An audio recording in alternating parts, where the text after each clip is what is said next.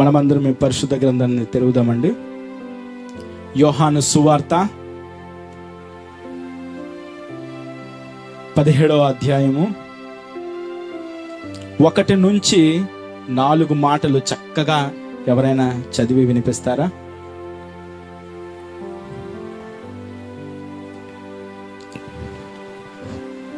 యేసు ఈ మాటలు చెప్పి ఆకాశము వైపు కన్నులెత్తి ఇట్లా నేను తండ్రి నా గడియ వచ్చి ఉన్నది నీ కుమారుడు నిన్ను మహిమపరచునట్లు నీ కుమారుణ్ణి మహిమపరచుము. దేవునికి స్తోత్రం. గట్టి చేద్దామండి. దేవునికి స్తోత్రం. వాక్యానికి వెళ్లే ముందు చెప్పిన మాటలే ఒక చిన్న మాట చెప్పి ప్రారంభిస్తాను. ఒకరోజు యవనస్తులే ఎంతమంది ఉన్నారు ఒకసారి చేతులు ఎత్తండి. దయచేసి పెద్దవాళ్ళు వాక్యము వినకపోయినా యవనస్తులు తప్పకుండా వినాలని నా ప్రార్థన. దేవునికి స్తోత్రం.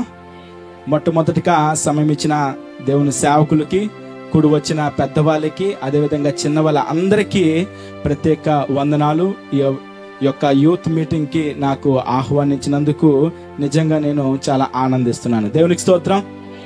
ఒకరోజు ఒక యవనస్తుడు ఒక సేవకుల దగ్గరికి వెళ్ళి ఒక మాట అడిగాడు. ఏమని అడిగారంటే, ఏ లక్షణాలు అందరు నాకు చూడాలి, ఏ లక్షణాలు కలిగిన వ్యక్తి ఒక మంచి క్రైస్తవ యవనస్తుడు చెప్పిన మాట ఏంటంటే, యుద్ధానికి పరీక్ష రాయడానికి వెళ్ళేటప్పుడు పెన్ను, దేవుని పరిశుద్ధ మందిరానికి వచ్చినప్పుడు పరిశుద్ధ గ్రంథాన్ని పట్టుకునేవాడే మంచివాడని. దేవునికి స్తోత్రం. మనం ఎంతమంది పరిశుద్ధ గ్రంథాన్ని తీసుకొచ్చారు ఒక్కసారి చేతులెత్తి చూపిస్తారండి? హల్లెలూయా, హల్లెలూయా. ఒక చిన్న పాట పాడుకుందామా? భలే భలే మాట బంగారు మాట పాడాలి గట్టిగా. మాట యేసు మాట, భలే భలే మాట బంగారు మాట, బైబులు మాట యేసు మాట, నీ జీవితాన నా జీవితాన మారాని మాట యేసు మాట. దేవునికి స్తోత్రం. హల్లెలూయా. చాలా సంతోషము. కొంతమంది దగ్గర బైబిల్ చూడట్లేదు. దయచేసి ప్రతి ఒక్కరూ బైబిల్ పట్టుకోండి. దేవునికి స్తోత్రం. చదవబడిన లేఖనాలు మనం చూసినట్లయితే యోహాను సువార్త 17వ అధ్యాయము 1 నుంచి 4 మాటలో 4వ మాట నేను ఒక్కసారి చదువుతాను, వినండి. చేయుటకు నీవు నాకు ఇచ్చిన పని నేను సంపూర్తిగా నెరవేర్చి భూమి మీద నిన్ను మహిమపరచితిని. ఈ మాట కుమారుడైన యేసుక్రీస్తు వారు తండ్రి అయిన దేవునితో మాట్లాడుతున్న మాట. దేవా, ఒక కారణం నిమిత్తము ఈ లోకానికి నీవు నన్ను పంపించావు, ఆ యొక్క కారణాన్ని నెరవేర్చి ఇదిగో నిన్ను మహిమపరిచాను అని యేసుక్రీస్తు వారు పలుకుచున్న మాట. దేవునికి స్తోత్రం. పాపంలో ఉన్న మనలను, శాపంలో ఉన్న మనలను, తండ్రి నుంచి వేరు చేయబడ్డ మనలను మరలా తండ్రి దగ్గరికి చేర్చడానికి యేసుక్రీస్తు వారు ఈ లోకానికి రావడము జరిగింది. లోకానికి రావడము జరగడం కాదు కానీ అదే విధంగా పాపంలో ఉన్న మనలందరినీ మరలా తండ్రి దగ్గరికి చేర్చారు. దేవునికి స్తోత్రం. అందుకనే ఆయనకి ఉన్న గుర్తింపు ఏంటంటే రక్షకుడు అనే గుర్తింపు. గమనించండి, పరిశుద్ధ గ్రంథంలో ఉన్న చాలా మంది భక్తులు తండ్రి దగ్గర నుంచి పంపబడిన వ్యక్తులే. అదే విధంగా ఇక్కడ ఉన్న మనమందరము కూడా తండ్రి దగ్గర నుంచి పంపబడిన వ్యక్తులమే. మనము పరిశుద్ధ గ్రంథంలో చూసినట్లయితే ఆదాము గారికి ఒక గుర్తింపు ఉంది, అబ్రహాం గారికి ఒక గుర్తింపు ఉంది, అదే విధంగా మోషే గారికి ఒక గుర్తింపు ఉంది, అదే విధంగా యెహోషువ గారికి ఒక గుర్తింపు ఉంది, యాకోబు గారికి ఒక గుర్తింపు ఉంది, అదే విధంగా యోసేపుకు కూడా ఒక గుర్తింపు ఉంది, దావీదు గారికి ఒక గుర్తింపు ఉంది, దానియేలు గారికి కూడా ఒక గుర్తింపు ఉంది. ఈ సాయంత్రకాల సమయంలో దేవుడు నా హృదయంలో పెట్టిన సందేశం ఏంటంటే, నీ సంఘములో నీకున్న గుర్తింపు ఏమిటి? దేవునికి స్తోత్రం. దేవుని పనికి ఆటంకం వచ్చిన వ్యక్తులకి, లేకపోతే కొన్ని సంవత్సరాల క్రితము రాజు చేసిన పనులకి ఆటంకం వచ్చిన వ్యక్తులకట తిరగటి రాయ మెడలో పెట్టి పడేసేవాళ్ళట. దేవునికి స్తోత్రం. మనమందరమే ఒక గుర్తింపు ఉండాలి. మనందరికీ తెలిసిన విషయమే, మన చేతికి ఉన్న ఏదైతే రాతలు ఇంకో వేరే వాళ్ళతో మ్యాచ్ అవ్వదు. అంటే ప్రతి ఒక్కరిమి కూడా ఒక ప్రత్యేకమైన గుర్తింపు కలిగిన వాళ్ళమే. ఎప్పుడూ మనం అనుకోకూడదు నేను ఏమి చేయలేను, నేను ఏమి సాధించలేను, నేను ఏమి పొందలేను అని ఎప్పుడూ అనుకోకూడదు. మనము ఎప్పుడైతే దేవుని దగ్గర మనము మోకరించి ప్రార్థన చేస్తామో ప్రతి ఒక్కరిలో కూడా ఒక గుర్తింపు ఉంటుంది. దేవునికి స్తోత్రం. మనము క్రీడా రంగానికి చూసినట్లయితే స్పోర్ట్స్ వాటికి సంబంధించినట్లయితే సచిన్ టెండూల్కర్ అంటే ప్రతి ఒక్కరికి తెలుసు, మంచిగా క్రికెట్ ఆడుతూ ఉంటారు. అదేవిధంగా సానియా మీర్జా కూడా చాలా మందికి తెలుసు, ఆమె ఏంటంటే టెన్నిస్ కి సంబంధించిన ఆమె.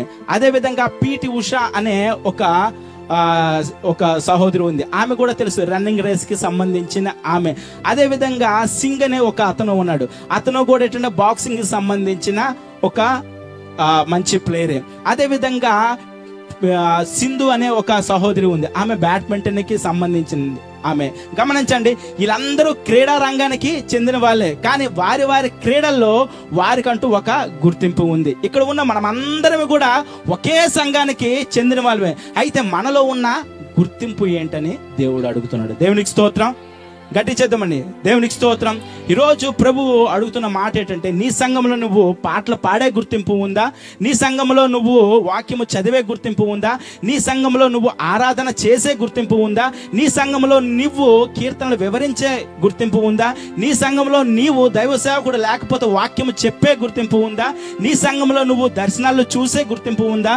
నీ సంఘంలో నువ్వు కళలు వివరించే గుర్తింపు ఉందా? నీ సంఘంలో నీవు దేవుడు నీకు ఇచ్చిన ధనాన్ని బట్టి సేవకులకి సహాయం చేసే గుర్తింపు ఉందా? లేకపోతే నీ సంఘంలో నీవు సేవకులతో పాటు పరిచర్యలో సహవాసం చేసే గుర్తింపు ఉందా? లేకపోతే నీ జీవితంలో నీవు సంఘంలో ఇన్స్ట్రుమెంట్ ప్లే చేసే గుర్తింపు ఉందా? ఏ గుర్తింపు ఉంది? ఈరోజు దేవుడు అడుగుతున్న మాట గమనించండి. మనము బీటెక్లు, ఎంటెక్లు, లేకపోతే ఎంబీఏ, లేకపోతే ఎంబీబీఎస్లు ఇవన్నీ ఎన్ని చేసినా కూడా నువ్వు నా కోసం ఏం చేసావని రేపొద్దున దేవుడు అడుగుతాడు. దేవునికి స్తోత్రం. గట్టిగా చేద్దామండి. దేవునికి స్తోత్రం. ఈరోజు దేవుడు మనతో మాట్లాడుతున్న మాట ఏంటంటే, మన మందిరంలో మనము ఏ గుర్తింపు కలిగి ఉండాలి. ఉదాహరణకి పలానా అగాపే బ్లెస్సింగ్ సెంటర్లో బాగా బైబిల్ రీడ్ చేస్తాడు అని గుర్తింపు ఉండాలి. అదేవిధంగా పలానా అగాపే బ్లెస్సింగ్ సెంటర్లో ఇంకొక సురేష్ అనే బ్రదర్ సేవకులు లేకపోతే వాక్యం చెప్పే గుర్తింపు ఉంది. అంటే వాళ్ళని చూపిస్తే మనకి ఎలాగ ఉండాలంటే, ఆ మందిరంలో ఆ యొక్క వ్యక్తికి పలానా గుర్తింపు ఉండాలి. వస్తున్నారులా వెళ్ళిపోతున్నారులే అంటే ఏ గుర్తింపు ఉండదు. దేవుడు ఏ విధంగా కూడా మనల్ని ఆశీర్వదించాడు. దేవునికి స్తోత్రం. ఒక ఇద్దరు యవ్వనస్తులు, నాకు బాగా తెలిసిన యవ్వనస్తులు ఏంటంటే, నేను ఏదైతే చదువుకున్నానో ఆ యొక్క భీమిలి దగ్గర సంతోష్ అనే ఒక సహోదరుడు, అదేవిధంగా దిలీప్ అనుకుంటాను ఇంకొక సహోదరుడు, వీళ్ళు చేసే పని ఏంటంటే, నేను చదువుకున్న దినాల్లో వారు కార్పెంట్లు వేయడము, అదేవిధంగా సేవకులు ఏవైనా కీబోర్డ్ ప్లే చేసేటప్పుడు వాటికి సంబంధించిన బాక్సులు ఇలాగా సెట్ చేయడం, అంతే. చాలా చిన్న పిల్లలు. కానీ ఇప్పుడు వాళ్ళు ఏ పొజిషన్లో ఉన్నాడంటే, సంతోష్ అనే అబ్బాయి దేవుని కృపను బట్టి వేరే అమెరికా దేశంలో బాగా సెటిల్ అయిపోయాడు. అదే విధంగా ఈ యొక్క యవ్వనస్తుడు దిలీప్ అనే ఒక యవ్వనస్తుడు, చాలా చిన్నవాడు, ఆడు డెల్ కంపెనీలో కూడా సెలెక్ట్ అయ్యాడు. దేవునికి స్తోత్రం. చిన్న వాళ్ళే, చిన్న పరిచయం చేసిన వాళ్ళే సేవకులతో పాటు, కానీ దేవుడు దానికి తగ్గట్టు ప్రతిఫలం ఇస్తాడు. దేవునికి స్తోత్రం. ఈరోజు మనం అనుకోవచ్చు, పలానా ఈ చేసిన ఈ చిన్న పని ఇదే చేస్తున్నాను అదే చేస్తున్నాను అనుకోవచ్చు. ఆ పనిలో మనం నమ్మకంగా ఉంటే మన మందిరంలో మనము వాడబడితేట దేవుడు ఒక గొప్ప స్థాయిలో మనకి ఉంచుతాడు. దేవునికి స్తోత్రం. ఈరోజు ప్రభు మనతో మాట్లాడుతున్న మాట ఏంటంటే, మన మందిరంలో మనము గుర్తింపు కలిగి ఉండాలి. అయితే ఈ యొక్క సాయంత్రకాల సమయంలో 2 మాటలు చెప్పి నేను ముగిస్తానండి. అదేంటంటే, మనము మొట్టమొదటిగా కలిగి ఉండవలసింది ఏంటి, అదే విధంగా రెండోది కలిగి ఉండకూడనిది ఏంటి. మొట్టమొదటిగా అంటే, మన జీవితంలో మనం ఒక గుర్తింపు కలిగి ఉండాలంటే మన జీవితంలో మనము ఏమిటి కలిగి ఉండకూడదు అనేది ఏంటంటే, మొట్టమొదటిగా ఏంటంటే సామెతలు 6వ అధ్యాయము 6వ మాట చదువుదామండి. సామెతలు 6:6. సోమరి చీమల యొద్దకు వెళ్ళుము, వాటి నడతను కనిపెట్టి జ్ఞానము తెచ్చుకునుము. దేవునికి స్తోత్రం.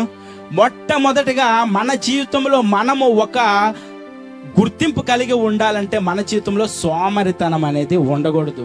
మీరు గమనించండి, పరిశుద్ధ గ్రంథంలో ఆది కాండము నుంచి ప్రకటన గ్రంథం వరకు ఒక్క సోమరిపోతుకి కూడా ఒక ఉన్నత స్థాయిలో ఉన్నట్టుగా ఎక్కడా కూడా లేడు.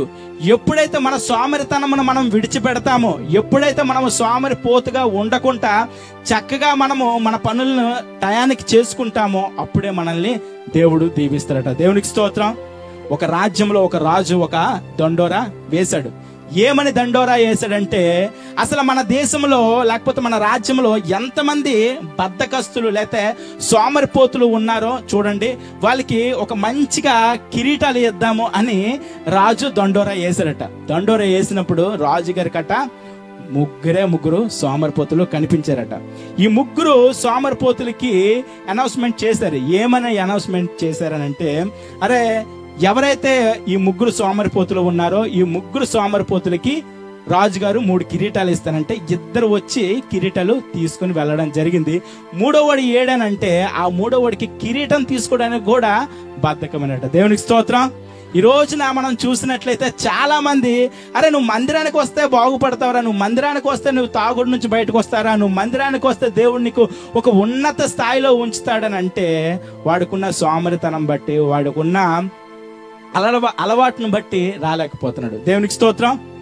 గమనించండి, దేవుడు పగల్ని మనుషుల కోసము, రాత్రిని జంతువుల కోసము సృజించాడు. కానీ దౌర్భాగ్యం ఏంటంటే పగలా మనిషి తిరుగుతాడు, రాత్రి కూడా మనిషి తిరుగుతాడు. ఒకవేళ బయటికి వెళ్ళకపోతే ఆ సెల్లో ఉంటూనే పైకెత్తి చూడండి, తాపి మేస్త్రి పైకి కొడుతుంటాడు అలాగా సెల్ ఫోన్ ఇలాగ చెయ్యొచ్చు. ఇప్పుడు నేను సెల్ ఫోన్ చూస్తాను. There is a limit for everything. అంటే ప్రతిదానికి ఒక సమయం అంటూ ఉండాలి. అది ఎంతవరకు రాత్రి 11, 12 అయిపోయినా తాపి పని ఇంకా అలా చేస్తూ ఉంటే అది కాదు క్రమము. దేవునిగా చీమలు చూసినట్లయితే అవి ఒక మంచి క్రమంగా కూడా వెళ్తాయి. చూడండి, క్రమం అంటే ఏంటంటే ఉదయం చక్కగా లేచి ప్రార్థన చేసుకొని వాక్యం చదివేసి మనకున్న పనులు మనం చేసుకుని మరలా మనకు సమయం ఉన్నప్పుడు బైబిల్ చదవడం లేకపోతే మనకంటూ పనులు చేసుకోవడం చేయాలి. కానీ ఉదయం లెగిసి నుంచి ఆ సెలలోనే మునిగిపోతారు.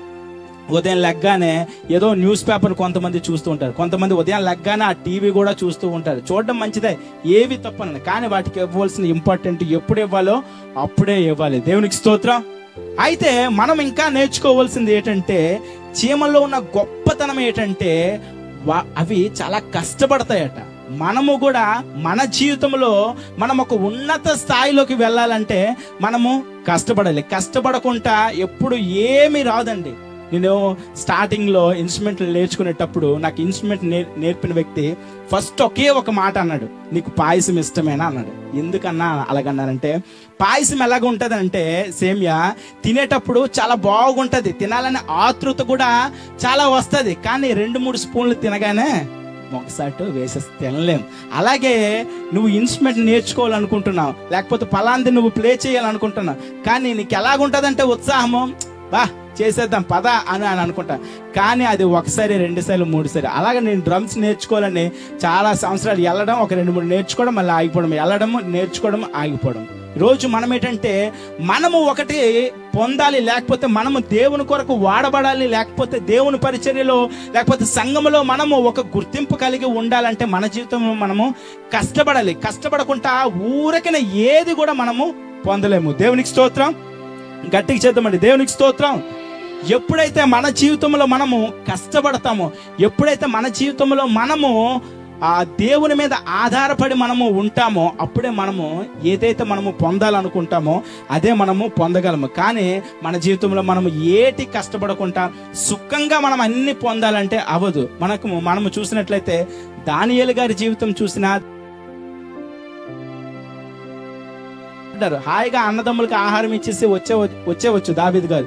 కానీ గొలియాదుని చంపడానికి లేకపోతే గొలియాదుని ఎదిరించడానికి ఆయన ముందుకు వచ్చి, మనము కూడా మన వ్యక్తిగత జీవితంలో మనం ఏంటంటే మనము కష్టపడాలి. కష్టపడకుండా ఊరకనే రాదు. ఎందుకంటే కొంతమంది అనుకోవచ్చు ఏంటంటే ఇప్పుడున్న సొసైటీ ఎలాగుందంటే సుఖంగానే మనం అన్ని సంపాదించేద్దాంలే, సుఖంగానే మనము అన్ని పొందేద్దాంలే అని అనుకుంటాం. మనము కష్టపడి ఆ యొక్క భారాన్ని మనము కలిగి ఉండాలి. ఎప్పుడైతే మనము అలాంటి భారము కలిగి ఉంటామో, ఎప్పుడైతే మనం ఒక ఉన్నత స్థాయిలో ఉండాలి అని అనుకుంటామో, దేవుడు మనల్ని దీవిస్తాడు. దేవునికి స్తోత్రం. అదేవిధంగా కొన్ని లేఖనాలు కూడా మనము చూద్దామండి. యోహాను సువార్త 15వ అధ్యాయము 7లో ఒక మంచి మాట కూడా రాయబడ్డది. 1వ మాట అయిపోయింది, 2వ మాటకి ఇప్పుడు వద్దామండి. నా యందు మీరును మీ యందు నా మాటలను నిలిచి ఉండిన ఎడల మీకేది ఇష్టమో అడుగుడి. నేను ఇక్కడ నుంచి దేవునితో మంచి సహవాసం కలిగి ఉంటాను, సరేలే నేను దేవుని కొరకు ఏదైనా పని చేస్తాను అని మనము అనుకుంటాం. కానీ అవి కొంతవరకే, తర్వాత మందిరం నుంచి బయటకు వెళ్ళిన తర్వాత అది మర్చిపోతాం. కానీ సహవాసం అంటే ఎలాగో ఉంటదంటే, ఈ ఎగ్జాంపుల్ చెప్పొచ్చు చెప్పకూడదు నాకు తెలియదు, కానీ మీకు అర్థం అవడానికి చెప్తాను. యవ్వన కాలంలో ఉండేటప్పుడు మనం అంటాం, తిన్నావా, ఏం చేస్తున్నావు, ఎలాగున్నావు, ఎక్కడున్నావు, ఎంత తిన్నావు, మళ్ళీ ఉదయం 10 గంటలకు తిన్నావా, మళ్ళీ 12 గంటలకు తిన్నావా, మళ్ళీ 1 గంటలకు తిన్నావా, ఇదే ఉంటది. అదే విధంగా అవతల ఫ్రెండ్స్ కి ఇష్టమైన రీతిగా వీళ్ళు డ్రెస్సింగ్ వేసుకోవడము, లేకపోతే ఇష్టమైనట్టుగా మారడము కూడా. అంటే ఒక సహవాసంలో ఉన్న లోకపరమైన సహవాసంలో ఉండేటప్పుడు అవతల వ్యక్తికి నువ్వు ఆకర్షణీయంగా ఉంటే, నువ్వు ఆత్మీయ కోణంలో యేసుక్రీస్తు వారితో ఒక సహవాసం కలిగి ఉండాలంటే నువ్వు ఏ విధంగా ఉండాలంటే 2 విధాలుగా. ఒకటి, నీ జీవితంలో ప్రార్థన అనుభవం ఉండాలి. 2వది ఏంటంటే వాక్యము అనుభూతి ఉండాలి. దేవునికి స్తోత్రం. ఎప్పుడైతే మనము ప్రార్థన అనుభూతి కలిగి ఉంటామో, ఎప్పుడైతే దేవుణ్ణి మనము ప్రార్థన చేస్తామో, ఎప్పుడైతే మనము ప్రార్థనలో ఆయనతో ఉంటామో, అదే సహవాసము. మనం ఎవరమైతే లోకంలో ఉన్న వాళ్ళతో ఎక్కువగా మాట్లాడతామో, అదే ఆత్మీయ కోణంలో ఏంటంటే మనము దేవునితో సహవాసం అంటే ప్రార్థన ప్రార్థన ప్రార్థన. బిల్లీ గ్రహం గారు చెప్పినట్లుగా ఆయన ఆ పరిచర్య అంత అభివృద్ధి చెందడానికి కారణము 1 ప్రార్థన, 2 ప్రార్థన, 3 ప్రార్థన ఏ విధంగా ఉందో మన జీవితంలో కూడా ప్రార్థనతోనే మనము ప్రారంభించాలి. సేవకులు చెప్పే మాట ఏంటంటే, ఎప్పుడైతే మనము ఒక ప్రార్థనతో ప్రారంభిస్తామో మనం చేసే ప్రతి పనులు కూడా చక్కగా జరుగుతాయటండి. దేవునికి స్తోత్రం. ఒక రాజు గారు, అతని పేరు ఏం పేరంటే కింగ్ ఫెడ్రిక్. ఈ యొక్క రాజుకు ఉన్న అలవాటు ఏంటంటే, ఈయన ఉదయాన లేచి మొట్టమొదటిగా ప్రార్థన చేసిన తర్వాత తన రాజ్యపు కోట బయటకు వచ్చిన తర్వాత ఆయనను చూసి ఆ యొక్క జనులు వెళ్ళేవారట. ఇది కొన్ని సంవత్సరాల క్రితము జరిగే ఆచరణ. అయితే ఇతను దేవుణ్ణి అంగీకరించిన తరువాత రాజ్యంలో ఉన్న పనులు బట్టి ఏంటంటే ఒకరోజు లేటుగా పడుకొని లేటుగా కూడా లేచాడట. ఇది నిజంగా జరిగిన సంఘటన, దయచేసి అందరూ ఇటు చూడాలి. అయితే ఈ యొక్క రాజుగారు ఏంటంటే చక్కగా ప్రతిరోజు అదే విధంగా ఉండేది, కానీ ఒకరోజు ఏంటంటే లేటుగా పడుకొని లేటుగా కూడా లేవడము జరిగింది. లేటుగా లేచిన తరువాత ఈ యొక్క వ్యక్తి ఏంటంటే తను చేసుకోవలసిన పనులు ఏ విధంగా అయ్యాయంటే కొంచెము లేటుగా కూడా జరిగాయి. లేటుగా జరిగినప్పుడు తన ఆహారం తినడానికి రెడీ అయ్యారు. ఆహారం తినడానికి రెడీ అయినప్పుడు అయ్యో నేను ప్రార్థన చేయడము మర్చిపోయాను అని మరలా తన పర్సనల్ రూమ్కి వెళ్ళి చాలాసేపు ప్రార్థన చేయడము జరిగిందట. ప్రార్థన చేసిన తరువాత ఆ యొక్క ఆహారాన్ని తినడానికి వచ్చినప్పుడు అక్కడ ఆయనకి ఒక బొద్దింక కనిపించింది. ఏంటి, నేను మొట్టమొదటిగా తినడానికి వచ్చినప్పుడు నాకు ఏ విధమైన బొద్దింక కానీ ఏ విధంగా ఇబ్బంది కూడా కలగలేదు, కానీ రెండోసారి నేను ఆహారం తినడానికి వచ్చినప్పుడు ఈ బొద్దింక ఎందుకు వచ్చిందని కొంతమంది పనివారులకి చెప్పి ఈ యొక్క ఆహారాన్ని పడేయండి అనేటప్పుడు కొంతమంది ఏం చేశారంటే ఆ ఆహారాన్ని ఆ ఇంట్లో ఉన్న కుక్కకి పెట్టినప్పుడు ఆ కుక్క తిని చనిపోయిందట. అప్పుడు తనకు తెలిసిన విషయం ఏంటంటే తనను చంపడానికి కొంతమంది ఏంటంటే ఆ యొక్క ఆహారంలో విషం కలిపారు. దేవునికి స్తోత్రం. నిజంగా ఆయన ప్రార్థనకి వెళ్ళకపోతే బ్రతికేవాడే కాదు. ఇది నిజంగా జరిగిన సంఘటన. మన జీవితంలో కూడా మనము ప్రార్థనతోనే మన జీవితాలు ప్రారంభిస్తే మనం చేసే ప్రతి పనిలో కూడా మనము విజయాలను చూడవచ్చు. మనము ప్రార్థన చేసి మనము ఏ పని మనం చేసినా కూడా మనము ఆ యొక్క పనుల్లో మనము ఒక ఉన్నత స్థాయిలో కూడా మనము ఉండవచ్చు. కానీ ప్రార్థన అంటే ఈ రోజుల్లో ఎలాగ ఉందంటే చిటికల ప్రార్థన. దేవా నన్ను దీవించు, నా కుటుంబాన్ని దీవించు, ఆమేన్. నా కుమారుడికి ఒక ప్రార్థన నేర్పాను. అదేంటంటే ఆడు ఎప్పుడు బయటికి వెళ్ళాలంటే ఆడికి ప్రార్థన ఏ విధంగానంటే యేసయ్య అంటే యేసయ్య, ఐ లవ్ యూ అంటే ఐ లవ్ యూ. నేను ఆమెను అనకముందు ఆడు ఆమెను అనేస్తాడు, ఎందుకంటే ఆడికి బైక్ తీసుకెళ్ళాలని. దేవునికి స్తోత్రం. గట్టి చేద్దామండి. దేవునికి స్తోత్రం. మన జీవితంలో మన ప్రార్థన ఆ విధంగా ఉండదు. చిటికలో ప్రార్థన మనము ఉండకూడదు. గమనించండి, అందరికీ సెల్ ఫోన్లు ఉన్నాయి. మన సెల్ ఫోను ఒక రోజంతా పని చేయాలంటే సుమారుగా 1 గంట సేపైనా ఛార్జింగ్ పెట్టాలి. అలాగే మన ఆత్మీయ జీవితము కూడా ఆ రోజాకం చక్కగా ఉండాలంటే సుమారుగా 1 గంట లేకపోతే అరగంట అయినా మనము ప్రార్థనలో మనము ఉంచాలి. ఎప్పుడైతే మనము అట్టి విధంగా ప్రార్థనలో ఉంటామో అప్పుడే మన యొక్క జీవితము కూడా ఒక ఉన్నత స్థాయిలో దేవుడు ఉంచుతాడు. కానీ ఈ రోజుల్లో ఏంటంటే ప్రార్థనకి గడిపే సమయమే చాలా తక్కువ. దయచేసి తమ్ముళ్ళు ఏమనుకోవద్దు.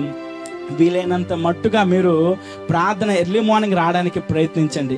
ఎందుకంటే ఉదయాన ప్రార్థన చేయడము వాటి ద్వారా కలిగే ఆశీర్వాదాలు నేను మాటల్లో చెప్పలేను. అన్ని ఉన్నాయి, ఒకరు కాదు, ఇద్దరు కాదు. చాలా మంది దైవ సేవకులు ఏంటంటే ఉదయాన ప్రార్థనల ద్వారా, చాలా మంది యవనస్తులు ఏంటంటే ఉదయకాల ప్రార్థనల ద్వారా ఎంతో మంది వాళ్ళు దీవించబడ్డారు. ఎందుకు ఈ విషయాలు చెప్తున్నానంటే, మీలాగా ఉదయకాల ప్రార్థనలు చేసే మందిరాలు చాలా లేవు. కానీ దేవుడు మీకు ఇచ్చిన ధన్యత ఏంటంటే ఉదయకాల ప్రార్థనలు ఇక్కడ ఉన్నాయి కాబట్టి ఈ యొక్క ఉదయకాల ప్రార్థనలు ప్రతి ఒక్కరూ వాడబడేటట్లుగా మీరు ప్లాన్ చేయండి. మనం కొన్నిసార్లు అనుకుంటాం ఉదయాన వాకింగ్లు, జాగింగ్లు, అదేవిధంగా ఉదయాన జిమ్కి వెళ్ళడం అన్ని మంచివే, అవి చేయకూడదని నేను చెప్పను. వాటితో పాటు కూడా మనము ఆత్మీయ కోణంలో మనము ప్రతిరోజు రక్షించబడాలి, ప్రతిరోజు మనము క్షేమంగా ఉండాలి, ప్రతిరోజు మనము మన కుటుంబాలతో చక్కగా ఉండాలంటే మొదటి గంటని లేకపోతే మొదటి గడియని మనము దేవునికి ఇచ్చేవారిగా ఉండాలి. ఎప్పుడైతే నీ జీవితంలో నా జీవితంలో మనము దేవునికి మొదట గంట మనము దేవునికి ఇస్తామో అప్పుడే మన జీవితంలో ఒక ఉన్నత స్థాయిని చూడగలము. దేవునికి స్తోత్రం. కానీ ప్రార్థనకి ఇచ్చే సమయము చాలా తక్కువ. ఈరోజు మనతో ప్రభు మరలా మాట్లాడుతున్న మాట ఏంటంటే, ఎప్పుడైతే నీ జీవితంలో నా జీవితంలో దేవునితో సహవాసము మనము ఉండాలి, లేకపోతే దేవుడు మనం అడిగిన ప్రతిదీ కూడా దయచేయాలని అంటే మనము మన జీవితంలో ప్రార్థన అనుభవం కలిగి ఉండాలి, ప్రార్థన జీవితము కూడా మనము కలిగి ఉండాలి. ఎప్పుడైతే మనము అట్టి విధముగా ప్రార్థన మనము కలిగి ఉంటామో అప్పుడే మన జీవితంలో మనము ఎన్నో మేలుని పొందగలము. అదే విధంగా మన జీవితంలో మనము ఒక మంచి గుర్తింపు కూడా, లేకపోతే దేవుడు మనకంటూ ఒక ప్రత్యేక తలాంతు కూడా ఇస్తాడు. దేవునికి స్తోత్రం. అదే విధంగా కీర్తనలు 5:3 మరలా ఒకసారి ఇంకొక వచనం చదువుదామండి. కీర్తనలు 5:3.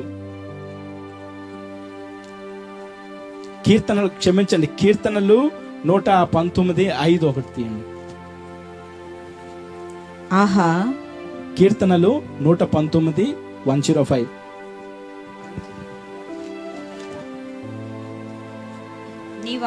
నీ వాక్యము నా పాదములకు దీపము నా త్రోవకు వెలుగునై ఉన్నది. దేవునికి స్తోత్రం. మన జీవితంలో మనము గుర్తింపు కలిగి ఉండాలంటే 2 ఒకటి, మన జీవితంలో ఏంటంటే బద్ధకాన్ని లేకపోతే సోమరితనాన్ని విడిచిపెట్టాలి. రెండోది ఏంటంటే దేవునితో సహవాసము చేయాలి. ఆ సహవాసములో మొదటగా ప్రార్థన అనుభూతి కలగాలి. రెండోది ఏంటంటే వాక్యము అనుభూతి కలగాలి. దేవునికి స్తోత్రం. ఇక్కడ కీర్తనకారుడు చెప్పినట్లుగా నీ వాక్యము నా పాదములకు దీపమును నా త్రోవకు వెలుగై ఉన్నది అని రాయడం జరిగింది. దేవునికి స్తోత్రం. గట్టి చేద్దామండి. దేవునికి స్తోత్రం. నిజంగా దేవుని యొక్క వాక్యం అనేది మనల్ని ఎంతగానో నడిపిస్తుందండి. ఎందుకంటే చాలా మంది భక్తుల జీవితాలలో కూడా దేవుని యొక్క వాక్యము నడిపించడం కూడా జరుగుతుంది. మనము చూసినట్లయితే చాలా సందర్భాలలో వ్యక్తిగత జీవితాలలో చాలా మంది సాక్ష్యాలు కూడా చెప్తూ ఉంటారు. అయ్యా, నా జీవితంలో దేవుని మాటలు, దేవుని సేవకులు మాటలు వినటం ద్వారా నేను ఒక ఉన్నత స్థాయిలో ఉన్నాను, లేకపోతే దేవుని యొక్క మాటలు వినటం ద్వారా నా యొక్క మార్గాలు చాలా చక్కగా ఉన్నాయి అని అంటారు. కానీ ఈ రోజున ఏంటంటే దేవుని వాక్యము తప్ప మిగతా ఆటి మీద చాలా మందికి ఇంట్రెస్ట్ ఉంటుంది.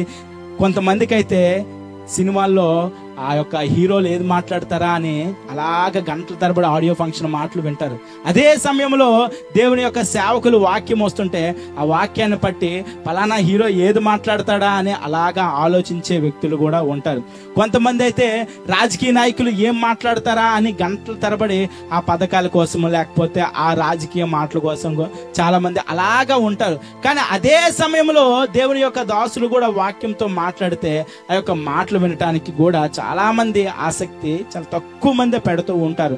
అయితే గమనించండి, వాక్యము ఏమని చెప్తుందంటే, నీ వాక్యము నా పాదములకు దీపము, అదే విధంగా వెలుగై ఉందట. దేవునికి స్తోత్రం.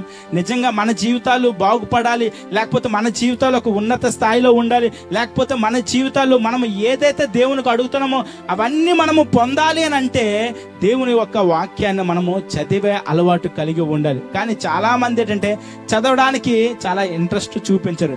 ఎప్పుడో ఏదో వారి జీవితంలో ఏదో బాధ కలిగినప్పుడు, లేకపోతే శ్రమ కలిగినప్పుడు, ఇబ్బంది కలిగినప్పుడు వాక్యాన్ని చదవడానికి ఇంట్రెస్ట్ చూపిస్తూ ఉంటారు. కొంతమంది అయితే చిన్నప్పుడు మేము బాగా ఏంటంటే ఏవైతే మంచి వాక్యాలు ఉంటాయో కళ్ళు తెరవగానే ఏదైతే బ్లెస్సింగ్ వర్డ్ ఉంటుందో ఆ ఒక్క రెఫరెన్సే చదవాలి అని అనుకుంటారు. కానీ మనం గమనించండి, ఓకే ఈ నెల నేను ఈ యొక్క చాప్టర్ కంప్లీట్ చేయాలి, లేకపోతే ఈ నెల ఈ చాప్టర్ కంప్లీట్ చేయాలి అని అలాంటి ప్రణాళిక కలిగి అలాంటి ఒక పద్ధతిగా మనము వాక్యాన్ని చదువుతూ ఉంటే ప్రతిరోజు దేవుని యొక్క వాక్యము మనతో మాట్లాడుతూ ఉంటుంది. అదేవిధంగా దేవుని యొక్క వాక్యము మనల్ని నడిపిస్తుంది. అదేవిధంగా దేవుని యొక్క వాక్యము మనల్ని ఉన్నత స్థాయిలో కూడా తీసుకుని వెళ్తుంది. దేవునికి స్తోత్రం. దేవుని సేవకులు తన పేరు మర్చిపోయాను, జయరాజ్ బ్రదర్ అనే ఒక సేవకులు చెప్పిన టెస్టిమనీ నాకు బాగా గుర్తుకుంది. యవనస్తుడు, దయచేసి ప్రతి ఒక్కరు వినాలి. ఒక యవనస్తుడు హైదరాబాదు వెళ్ళాడు ఉద్యోగం రాయడానికి, అంటే కోచింగ్ సెంటర్కి. ఎక్కువగా యవనస్తులు మనకి ఇక్కడ విశాఖపట్నంలో, హైదరాబాద్లో యవనస్తులు ఉంటారు. వాళ్ళు ఎప్పుడంటే డిగ్రీ కంప్లీట్ అయిపోయి గవర్నమెంట్ జాబ్ ఎలాగైనా ట్రై చేయాలని బ్యాంక్కి కానీ, లేకపోతే రైల్వేకి కానీ, లేకపోతే టీచింగ్ ఫీల్డ్కి కానీ, ఇలాగా చాలామంది ఏంటంటే డిగ్రీ కంప్లీట్ అయిపోయిన తర్వాత ఎగ్జామ్స్ రాయడానికి వెళ్తూ ఉంటారు.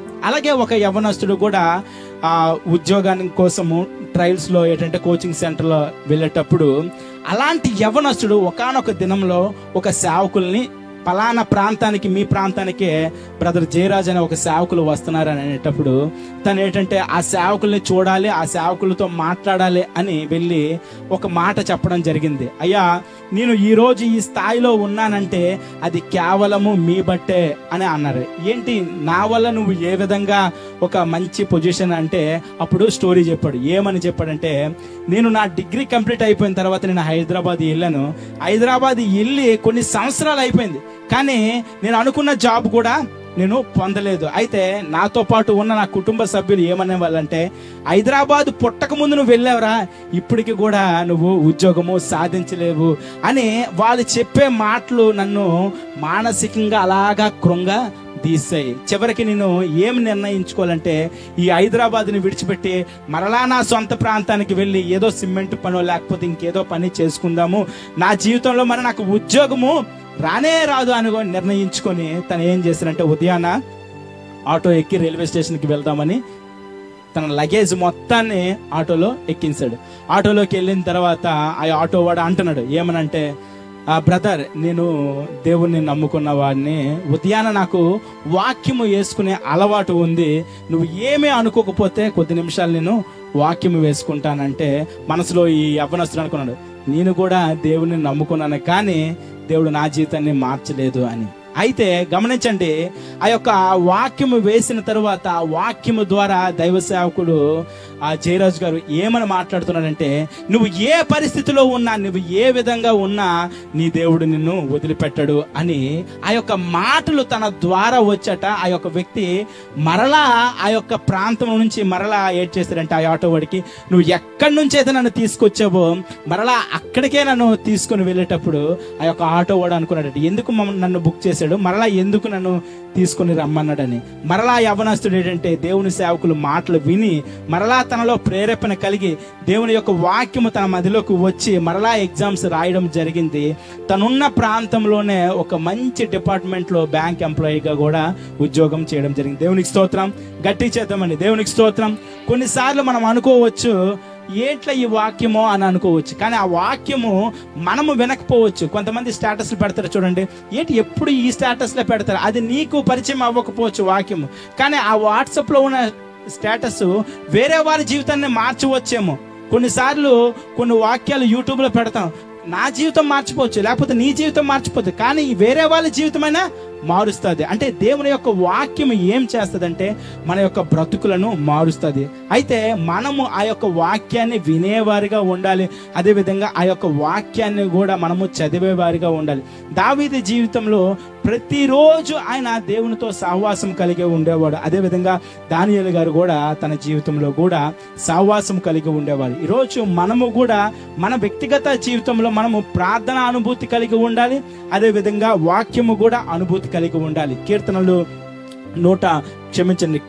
5:3 దావీదు గారు ఉదయాన లేచి తన కంఠస్వరము ప్రార్థన చేసేవారు. ఏ విధంగా అంటే, యెహోవా ఉదయం నా కంఠస్వరం నీకు వినబడును, ఉదయం నా ప్రార్థన నీ సన్నిధిని సిద్ధము చేసి కాచి ఉంటును. నిజంగా ఉదయాన మనము లేచి ప్రార్థన చేసేవారిగా ఉండాలి. కానీ ఉదయాన ప్రార్థన కానీ ఉదయాన వాక్యము కానీ చదివే రోజులు ఈ రోజు పోయాయి. ఈ రోజుల్లో ఏంటంటే 12 గంటల స్లీపింగు, 9 గంటలకు లెగడం. అంటే ఇప్పుడు క్రమము తప్పిపోయింది. క్రమము ఏ విధంగా ఒకప్పుడు క్రమం వేరు, ఇప్పుడున్న క్రమం వేరు. గమనించండి, దేవుని యొక్క వాక్యము మన మార్గాలనంట సరళము చేస్తుందట. దేవుని యొక్క వాక్యము మనల్ని ఒక క్రమశిక్షణగా నడిపిస్తుంది. దేవుని యొక్క వాక్యము మనకు ఒక మంచి సంబంధాన్ని కూడా దేవునితో కలిగిస్తుంది. కానీ అలాంటి దేవుని యొక్క వాక్యాన్ని మనం ఈ రోజులు ఏంటంటే చాలా వినేవారు చాలా తక్కువ. మరొకసారి చెప్తున్నాను, దేవుని యొక్క వాక్యం ఏంటంటే మన హృదయాలని మన బ్రతుకులను కూడా మారుస్తుంది. ఈరోజు ఈ మాటలు ఎందుకు నేను చెప్పానంటే, గమనించండి, ఒక చిన్న సాక్ష్యం చెప్పి నేను ముగిస్తాను. ఈ యొక్క వాక్యము నేను 2010లో విన్నాను. 2010 అని అంటే నేను డిగ్రీ చదువుతున్న దినాలు. మీరు గమనించండి, ఏ సేవకులైన వాక్యము చెప్పే ముందు చిన్న ప్రార్థన చేస్తారు. అలాగే నేను 2010లో ఉండేటప్పుడు నేను వెళ్తున్న మందిరంలో కూడా సేవకులు చిన్న ప్రార్థన చేసినప్పుడు ఆ చిన్న ప్రార్థనలోనే నేను వాష్రూమ్ కనుక్కొని వెళ్ళిపోయేవాడిని. మరలా సేవకులు వాక్యం చెప్తే మరలా ప్రార్థన ఉంటుంది కదా, ఆ ప్రార్థనకి వచ్చేవాడిని. ప్రతిరోజు నా జీవితము ఇదే విధంగా ఉండేది. కానీ దేవుడు మహాకృపను బట్టి కర్ణాటక రాష్ట్రం నుంచి సాల్మోన్ అనే ఒక దైవ సేవకుడిని 2010లో నేను చదువుతున్న హాస్టల్లో పరిచయం చేసినప్పుడు యోహాను సువార్త 17వ అధ్యాయము 4వ మాట ఇదే వాక్యాన్ని చెప్పినప్పుడు, నీ జీవితంలో నీవు నీ మందిరంలో ఏ లక్షణాలు కలిగి ఉంటాయి, లేకపోతే నీ సంఘంలో నీకంటూ ఏ గుర్తింపు ఉందని అతను నన్ను క్వశ్చన్ చేసినప్పుడు అప్పుడు నేను అనుకున్నాను, నాకు ఇన్స్ట్రుమెంట్ ప్లే చేయడం రాదే, నాకు బైబిల్ చదవడం రాదే, సంఘంలో పాటలు పాడడం రాదే, లేకపోతే వాక్యము చదవడం రాదే. అయ్యో, నా జీవితంలో నేను క్రైస్తవ కుటుంబంలో పుట్టి నేను పుట్టడం ద్వారా నా కుటుంబం రక్షణ కలిగిందే, అయినా కూడా నా జీవితంలో ఒక్క లక్షణము లేదే, లేకపోతే ఒక్క గుర్తింపు లేదే అని ఆ రోజు దేవుని యొక్క వాక్యము నాతో మాట్లాడింది. కాబట్టి నా జీవితం అప్పుడు నేను మార్చగలిగాను. దేవునికి స్తోత్రం, గట్టి చేద్దామండి, దేవునికి స్తోత్రం. అప్పుడు నేను స్టార్ట్ చేశాను. త్రిపుల్ కాంగ్ ఎక్కడ ఉంది, ఆ త్రిపుల్ కాంగ్లో 1/2 నేర్చుకోవడం, తర్వాత డ్రమ్స్ నేర్చుకోవడం, ఆ గిటార్ కీబోర్డ్లో మేజర్ మైనర్ అని చిన్న చిన్నవి నేర్చుకోవడం. అలాగా ప్రయత్నిస్తున్నప్పుడు మళ్ళీ సేవకులు ఏంటంటే నువ్వు ఆరాధన చేయాలనేటప్పుడు ఆరాధనలోకి వచ్చాను. ఆరాధనలోకి వచ్చిన తర్వాత మీకు తెలుసో అంటే మీకు చెప్తున్నానండి, కీర్తనలు వివరించే టయానికి సేవకులు తీసుకొస్తే నేను మాట్లాడటమే భయపడ్డాము, నేను ప్రార్థన చేయడమే భయపడ్డాం. నేను మాట్లాడితే ఏది తెలియక నేను మాట్లాడేస్తానని నాకు నేను చాలా భయపడేవాడిని. అలాంటిది సేవకులు లేదు, నువ్వు కీర్తనలు చెప్పాలంటే మీరు నమ్మండి, మనము డిగ్రీ లేకపోతే MBA ఈ చదివిన వాళ్ళు బుక్లెట్ ఒకటి ఇస్తారు, దగ్గర 32 పేజీలు ఉంటాయి. కీర్తనలు వివరించేది 5 నిమిషాలే, కానీ ఆ 5 నిమిషాలకి నేను ఒక 10 పేపర్లు రాసేవాడిని. ఏటి చెప్పాలో నాకు తెలియదు. అలాంటి స్థితిలో ఉన్న నేను, అలాంటి పరిస్థితిలో ఉన్న నేను దేవుని కృపను బట్టి 1 గంట సేపు ప్రసంగం చేయడానికి దేవుడు నాకు అట్టి అనుభూతి ఇచ్చాడు. దేవునికి స్తోత్రం.